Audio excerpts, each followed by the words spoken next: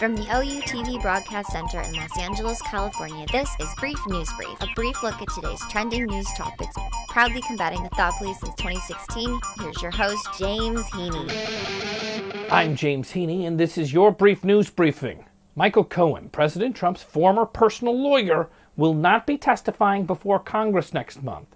Cohen is postponing his hearing to Congress, which was scheduled for the first week of February. This, of course, was supposed to be the big moment before the official Mueller release, where Cohen got on live television and threw Mr. Trump right under the bus for all of his dirty deeds. Well, no dice, the Coliseum's not going to be throwing anybody to the lions this week. Lanny J. Davis, an attorney for Cohen, said in a statement, and I'm about to quote, it's an incredible impersonation, but it's a long quote, so follow along with me.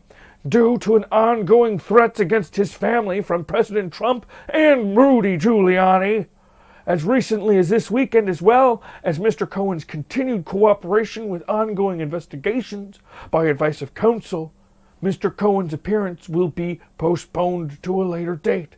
This is a time where Mr. Cohen had to put his family and their safety first. Yikes! That was a long time to hold character, huh? Nailed it. So what he's saying is that the president and Rudy Giuliani are threatening him and his family. Yikes! Now, it's not clear which threats Davis is actually referring to, and Davis declined to give any extra details, no matter how hard we pressed. But here we have a president of the United States of America and his TV lawyer, that's what Rudy is, threatening a witness against him to the point where this witness feels fears for his and his family's lives. Cohen has pled guilty in the last year to such crimes as lying to Congress about a possible Trump Tower project in Moscow and other crimes such as arranging hush money payments to a woman who had alleged having affairs with Trump. Now, both of these directly implicate the sitting president of the United States, who's pretty busy right now using his 30% support to hold an entire country hostage, and this is strong words, but his dictator-like demands, nonetheless. He's threatening the life and family of a witness, and doing that, you seem to think maybe threatening is a new low for this country. But every day we get a new low. It's a new low day after day. My question is, what's next? Now, Cohen was sentenced to 3 years in prison and is expected to report to prison on March 6th. That's about a month after the originally scheduled testimony. Maybe with the Mueller investigation going on, Cohen couldn't have really said anything publicly relevant to any of those questions anyhow, right? But I want to give my speech. Nancy Pelosi knows how to make the president squirm. But the president knows how to make a reality show entertaining. You gotta give it to him. This morning we saw incredible reality show. It was a back and forth of show-stopping season premiere of This Is Your Government, America. It all started, as you know, right around Christmas Day. While we were all unwrapping presents, Trump was wrapping his mind around the idea of not having two houses of Congress under Republican control. You know why? Because if you go a little further back, there was an election in the fall. In this election, Donald Trump really wanted to make about immigration. Now, can you remember even further back? Go ahead. Use the brain's way back machine.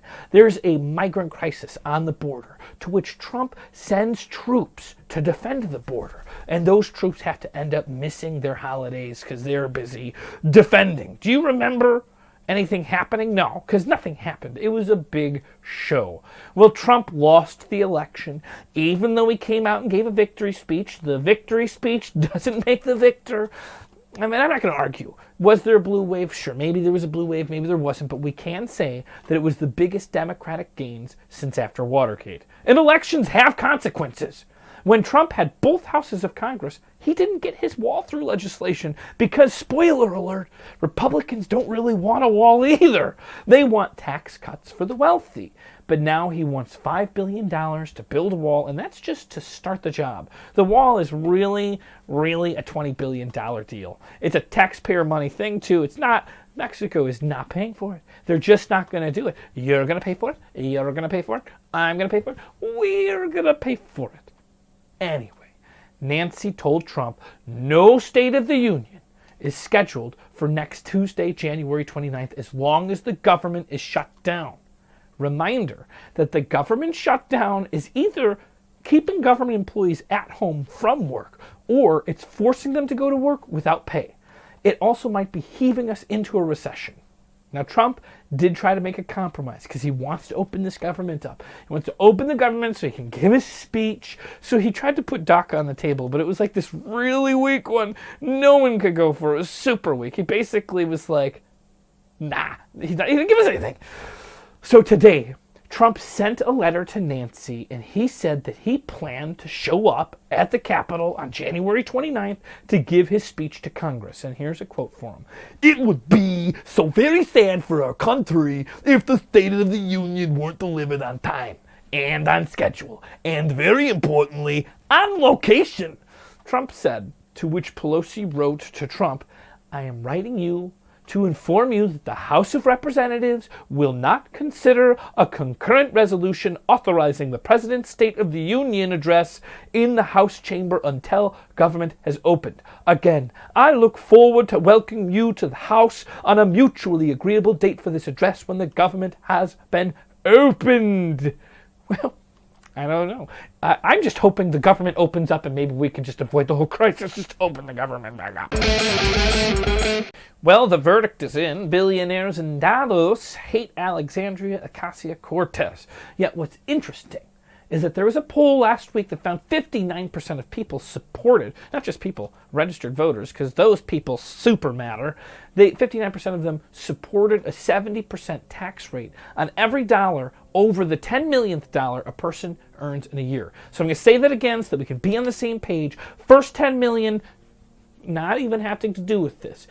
10 millionth in $1, that will start being taxed 70%. So you would only get 30 cents on every dollar made after 10 million in 1 year. So that's what we consider a marginal tax. And that could be the closest thing that America could ever come to having a maximum yearly income. I mean, when is $10 million a year really a livable income? I mean, come on! 10 million's more than some countries' GDP. The idea even received bipartisan support. 71% of Democrats, 60% of independents, and 45% of Republicans said that they were in favor of a 70% tax rate. In contrast, the Republican overhaul of the tax law that President Trump already signed into effect last 2017, it decreased the marginal tax rate from 39.6% to a 37% on married couples earning over $600,000. It has far less support. Ocasio-Cortez wasn't even at Davos, but her name was mentioned frequently, and they highlighted her role as a new political force, whose ideas have reverberated in Washington and beyond. Are the billionaires finally getting scared? Who said this American economy is that great anyways? Is unemployment down more and more because people have migrated to these tech-enabled gig economies like driving for Uber to earn money? It's a hustle to barely make ends meet. Government employees are standing in food lines. And it seems like some sort of post-apocalypse in San Francisco. Everything's torn up. No one's got a place to live because there's a housing crisis. Prices are pricing anybody out in the urban areas because super rich people are able to buy real estate just to hold on to empty properties. The rich are doing good, but not so for the everyday Americans. Even Americans with jobs who are working over 40 hours a week, a lot of them are still in poverty. So what's the disconnect? And these struggling Americans are the ones who elected Donald Trump into office. They thought, well, I don't know what they thought. Maybe they thought he'd give them a job or something. He's not going to give you a job. He will have you work for as little money as he can get you to. He will even hire illegal immigrants at the same time that he rallies mobs against them, dehumanizing them, ripping children from their parents as a policy deterrent.